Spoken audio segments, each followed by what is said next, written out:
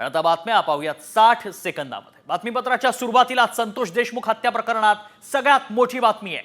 काय नेमकं घडलंय या संपूर्ण प्रकरणामध्ये आता पाहूयात।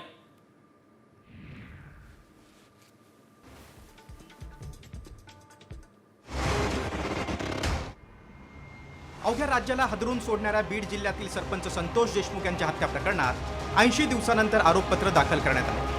सीआयडीने दाखल केलेल्या या आरोपपत्रात वाल्मिक कराड हाच संतोष देशमुख यांच्या हत्या प्रकरणाचा मुख्य सूत्रधार असल्याचं नमूद करण्यात आले।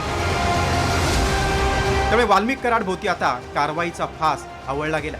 जे PCR झाले, जे MCR झाले, त्याच्यातून ही माहिती समोर आलेली आहे। म्हणजे जे पहिला आरोपी ते शेवटचा आरोपी, मग सुरुवातीचे आरोपी कोण, मुख्य आरोपी कोण, यांनी ज्या भूमिका मांडल्या, ह्यांनी जे जाळं पसरवलेलं होतं त्याच्यातून ते सिद्ध झालेलं आहे। आणि आम्ही देखील तेच म्हणत आहोत की हेच सगळे मुख्य सूत्रधार आहेत आणि त्या सूत्रधाराच्या संघटित गुन्हेगारीतूनच हा आमच्या भावाचा खून झालेला आहे। मकोकाच्या गुन्ह्यात वाल्मिक कराड सध्या तुरुंगात आहे। मात्र वाल्मिकच मुख्य सूत्रधार असल्याचं पुढे आल्यामुळे आता मंत्री धनंजय मुंडेंच्याही अडचणी वाढण्याची शक्यता आहे। दुसरीकडे बीड जिल्हा कारागृहात कराडला वाचवण्यासाठी पोलिसांनी सीसीटीव्ही फुटेज डिलीट केल्याचा मोठा आरोपही करण्यात आलाय। नेमका काय आरोप आहे पाहूया।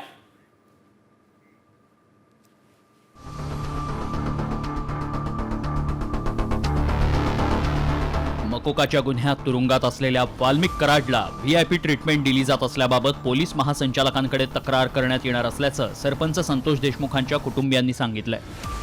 तसंच याबाबत माहितीच्या अधिकारात माहिती मागवणार असल्याचंही त्यांनी सांगितलं।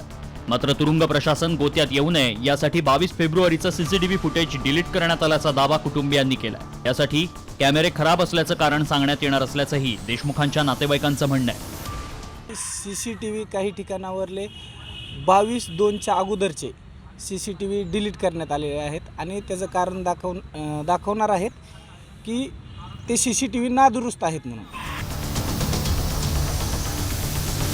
कराडला VIP ट्रीटमेंट दिली जात असल्याचा यापूर्वीही आरोप करण्यात आलाय। मात्र खरंच माहितीच्या अधिकारात अशी माहिती समोर आली तर मात्र तुरुंग प्रशासनानं संबंधितांवर कारवाई करणं गरजेचं आहे। उद्यात पुढच्या बातमीकडे। राष्ट्रवादी काँग्रेसचे सर्वेसर्वा अजित पवारांनी आपल्या 2 मंत्र्यांना अभय दिलंय।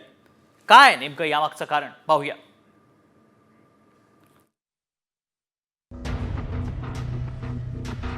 मंत्री धनंजय मुंडे आणि कृषी मंत्री माणिकराव कोकाटेंना पक्षश्रेष्ठींकडून अभय देण्यात आलंय।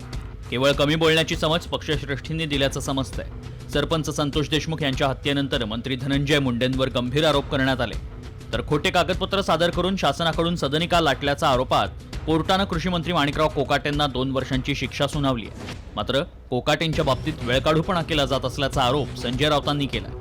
सुनील केदार आमदारकी गेली ना 24 तासात, राहुल गांधी, उत्तर प्रदेशच्या विधानसभेत आझम खान, या सगळ्यांच्या आमदारक्या 24 तासामध्ये घालवल्या भारतीय जनता पक्षाने। आणि इथे मात्र पूर्ण संधी दिली जाते स्वतःचा बचाव करण्याची। काँग्रेसचे तत्कालीन आमदार सुनील केदारांना कोर्टानं दोषी ठरवल्यानंतर लगेचच अपात्र ठरवण्यात आलं होतं। मात्र कोकाटेंबाबत सरकार वेगळा न्याय करत असल्याचा सवाल उपस्थित होतोय।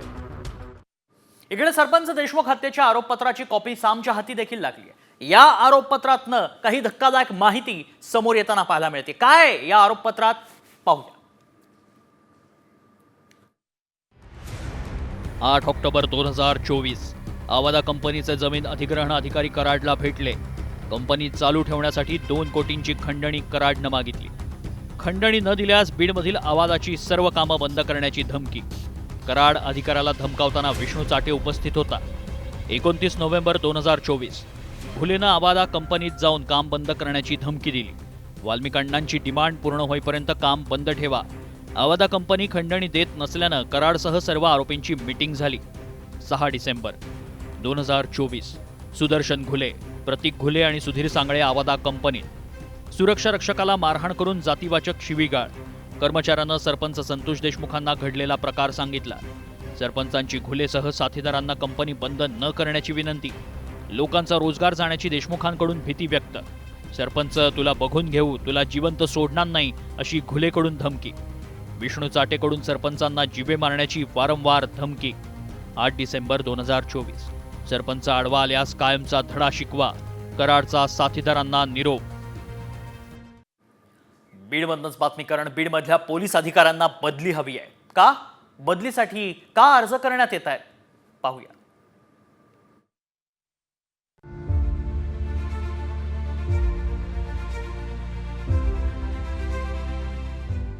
मस्साजोग सरपंच हत्या प्रकरणानंतर अनेक वादग्रस्त प्रकार समोर आल्यामुळे देशभरात बीड जिल्हा चर्चेत आलाय.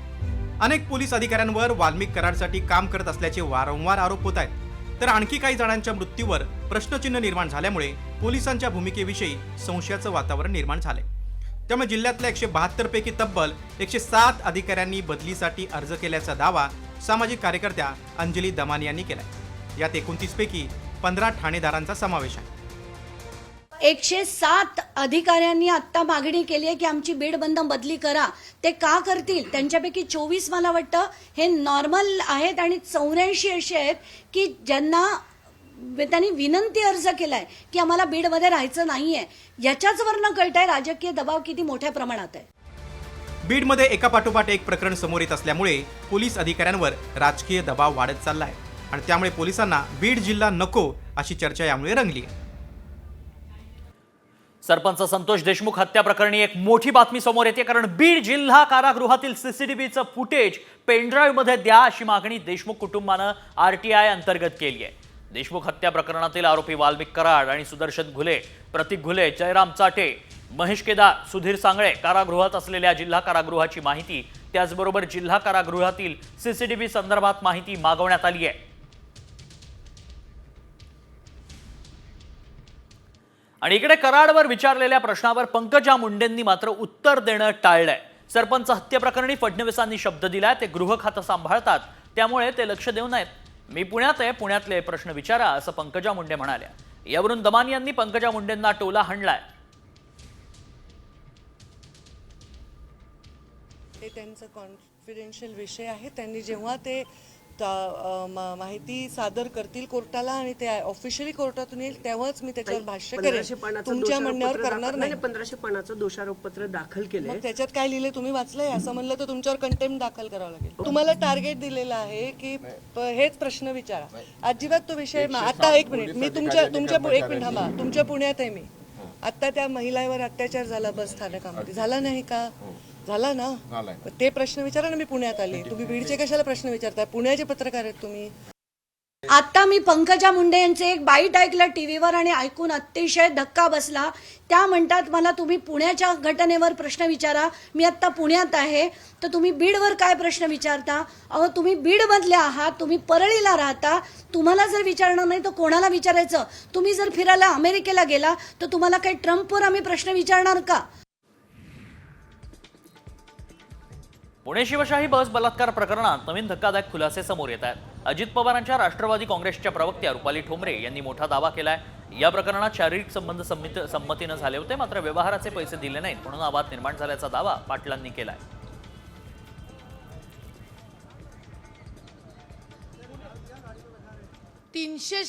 ला एकतर महिलेच्या इच्छेविरुद्ध बलात्कार यासाठी ते कलम आहे, आणि दुसरं त्याच्या अजून आम्हाला पुष्टी पोलिसांच्या या तपासात मिळाली नाही. मिळेल ती, पण काहीतरी त्यांचा आर्थिक व्यवहार झालेला असं कळतंय.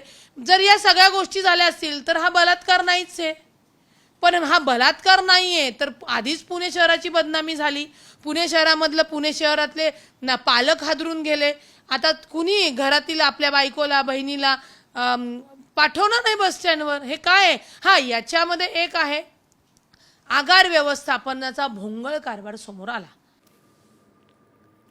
स्वातंत्र्यवीर सावरकर बदनामी प्रकरणी लोकसभेचे विरोधी पक्षनेते राहुल गांधी यांना प्रत्यक्ष कोर्टात हजर राहण्याचे आदेश देण्यात आले. सुनावणीला ऑनलाईन हजर न राहता प्रत्यक्ष उपस्थित राहून जामीन घेण्याचे आदेश न्यायालयानं दिलेत. याचिकाकर्त्याचे वकील मनोज पिंगळे यांनी ही माहिती दिली आहे. या प्रकरणी पुढील सुनावणी मे महिन्यात होणार आहे.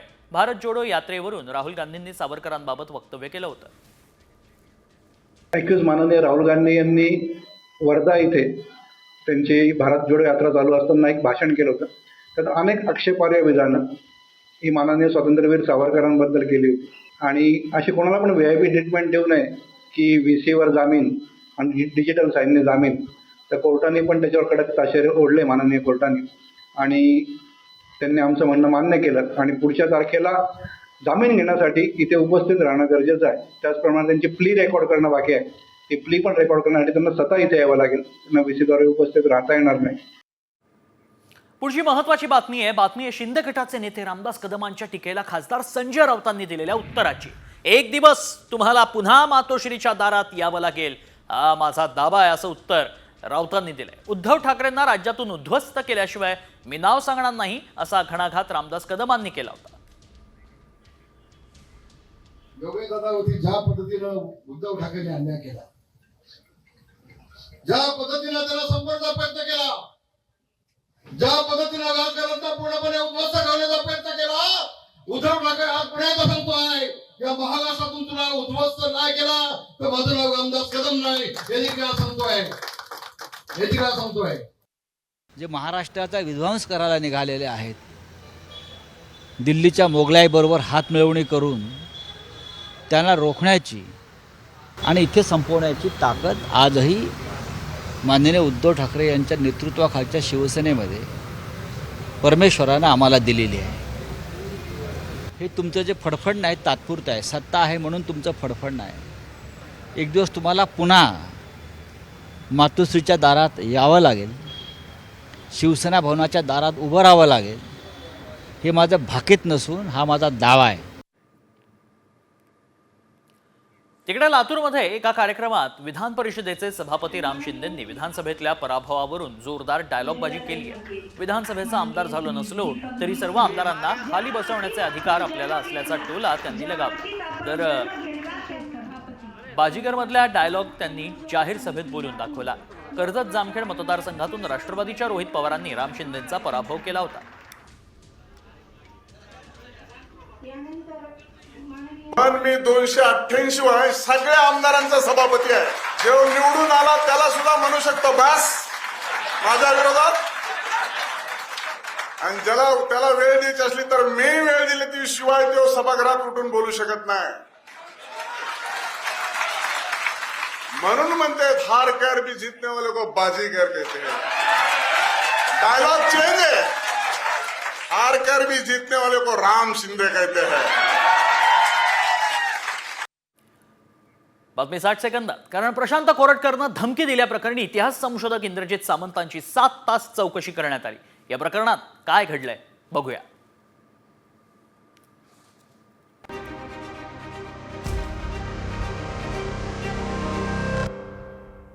इतिहास अभ्यासक इंद्रजित सावंत यांना प्रशांत कोरटकरनं फोनवरून जीवे मारण्याची धमकी दिल्याप्रकरणी आता फॉरेन्सिक विभागाकडून चौकशी सुरू झाली. सावंत यांची फॉरेन्सिक विभागाकडून तब्बल 7 तास चौकशी करण्यात आली. प्रशांत कोरटकरनं छत्रपती शिवाजी महाराजांबद्दल केलेलं आक्षेपार्ह विधान आणि इंद्रजित सावंत यांना जीवे मारण्याची धमकी दिल्याप्रकरणी ही चौकशी करण्यात आली. कोरटकर सोबत झालेला संवाद आणि सावंत यांच्या आवाजाचे नमुने तपासणीसाठी घेण्यात आले. तर दुसरीकडे प्रशांत कोरटकरवर नागपूरमध्ये काल गुन्हा दाखल झालाय.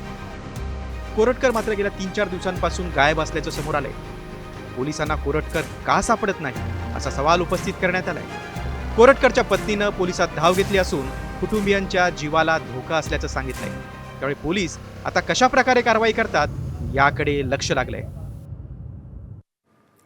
पुढची बातमी 60 सेकंदात पाहायची. नाशिकमधल्या कॅफेवर थेट आमदारांनीच धाड टाकली. आमदारांना रंगेहात काय काय सापडलं, काय घडलंय पाहूया.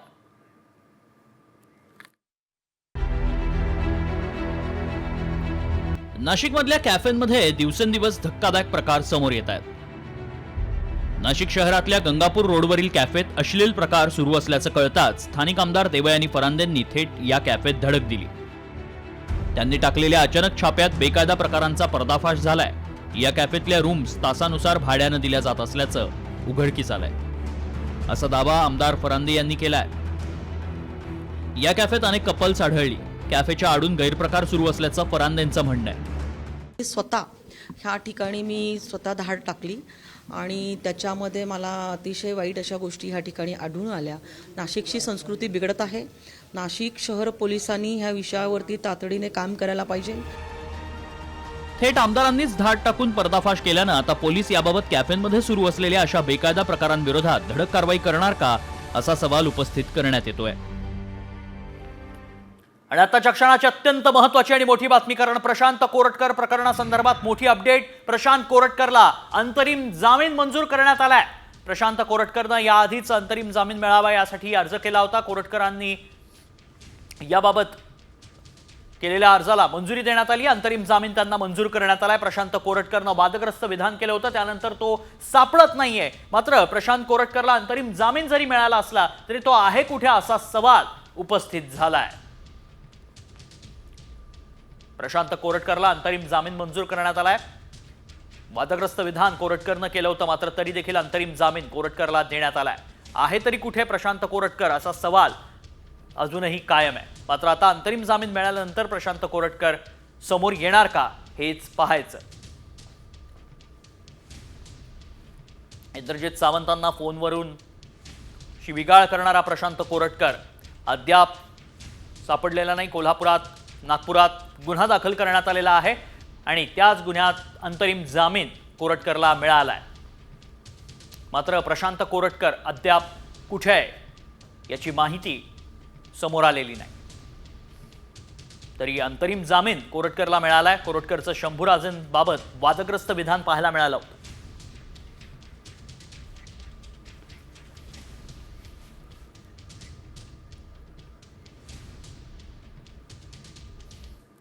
वळूयात पुढच्या बातमीकडे. बातमी 60 सेकंदात. वाशिममध्ये बर्ड फ्लूनं 7,000 कोंबड्यांचा मृत्यू झाला आणि त्यामुळे विदर्भावरही बर्ड फ्लूचं संकट घोंगावतंय.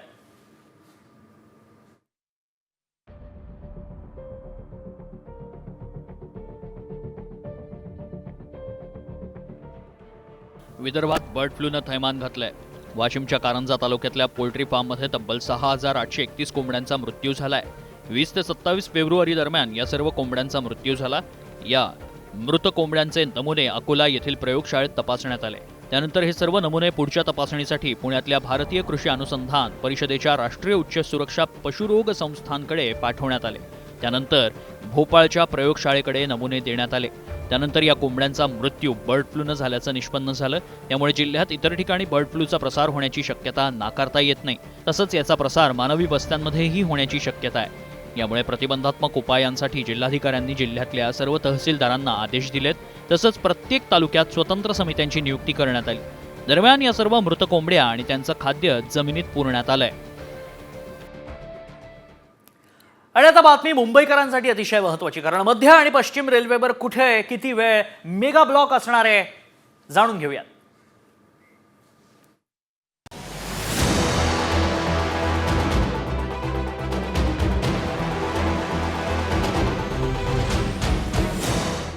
मुंबईत मध्य रेल्वे आणि पश्चिम रेल्वेवर आज रात्रीपासूनच मेगा ब्लॉक घेण्यात येणार आहे. पश्चिम रेल्वेवर ग्रँट रोड ते मुंबई सेंट्रल दरम्यानच्या पुलाच्या कामासाठी मेगा ब्लॉक असल्याचं रेल्वेकडून सांगण्यात आलंय. मेगा ब्लॉकमध्ये मध्य रेल्वेच्या 168 लोकल फेऱ्या रद्द करण्यात आल्या आहेत, तर हार्बर आणि पश्चिम रेल्वेवरील ब्लॉकमुळे 227 लोकल फेऱ्या रद्द राहतील. मध्य रेल्वेवर सीएसएमटी ते भायखळा आणि वडाळा रोडपर्यंत 10 तासांचा मेगा ब्लॉक असणार आहे. हा ब्लॉक आज रात्री 11:15 ते उद्या सकाळी 9:15 पर्यंत असेल. अप, डाऊन, स्लो आणि फास्ट आणि तसंच हार्बरवरही अप आणि डाऊनवर मेगा ब्लॉक असेल. तर पश्चिम रेल्वेवरही 13 तासांचा ब्लॉक घेण्यात येतोय. ग्रँट रोड ते मुंबई सेंट्रल पर्यंत हा ब्लॉक असेल. आज रात्री 10 ते उद्या सकाळी 11 वाजेपर्यंत ब्लॉक घेण्यात येणार असून अप आणि डाऊन मार्गावर फास्ट लोकलची वाहतूक बंद राहील. अनधिकृत बांधकाम प्रश्नी केडीएमसी ॲक्शन मोडवर आली आहे. डोंबिवलीत उद्यानासाठीच्या आरक्षित भूखंडावरील इमारतीवर बुलडोझर चालवायला या प्रकरणीच बिल्डर चेतन माळी विरोधात गुन्हा दाखल करण्यात आला. आरक्षित भूखंडावर इमारतीचे अनधिकृत बांधकाम सुरू असल्याचं अधिकाऱ्यांच्या निदर्शनास आलं. त्यावेळी या इमारतीची माहिती तपासली असता ही इमारतच अनधिकृत असल्याची माहिती मिळाली. दरम्यान केडीएमसीनं पोलीस बंदोबस्तात इमारतीवर कारवाई सुरू केली आहे. 2 दिवसात ही इमारत पूर्णतः जमीनदोस्त करण्यात येणार आहे. सदरची इमारत आहे ही अनधिकृत इमारत आहे आणि मुख्यतः ती आरक्षित भूखंडावर आहे. त्यामुळे माननीय आयुक्त महोदयांचे निर्देशच असे प्राप्त झालेले आहेत की आरक्षित भूखंडावर ज्या काही इमारती असतील आणि ज्या वेकंट असतील त्या आपले महापालिकेचे पोलीस घेऊन तात्काळ कारवाई करावी असे निर्देश प्राप्त झाले. आणि आरक्षित भूखंड लवकरात लवकर म्हणजे आज आणि उद्यापर्यंत कसा मोकळा करता येईल त्या पद्धतीने कारवाई सुरू झालेली आहे. पुढची बातमी पुण्यातनं पाहायची आहे. पुण्यामध्ये ड्रेनेजचं काम सुरू असताना रस्ताच खचलाय. सुतारवाडीमध्ये ही धक्कादायक घटना घडली आहे. गेल्या काही दिवसांपासून सुतारवाडी मुख्य रस्त्यावर ड्रेनेज लाईनचं काम सुरू आहे. हे काम करत असतानाच प्रशासनानं कुठल्याही प्रकारची सुरक्षा व्यवस्था केलेली नाही, यामुळे सुतारवाडी पाषाण परिसरातील नागरिकांना रोज वाहतूक कोंडीला सामोरं जावं लागत असल्याचा आरोपही केला जातोय. संबंधित ठेकेदार आणि पुणे महानगरपालिकेवर गुन्हा दाखल करावा अशी मागणी स्थानिकांनी केली.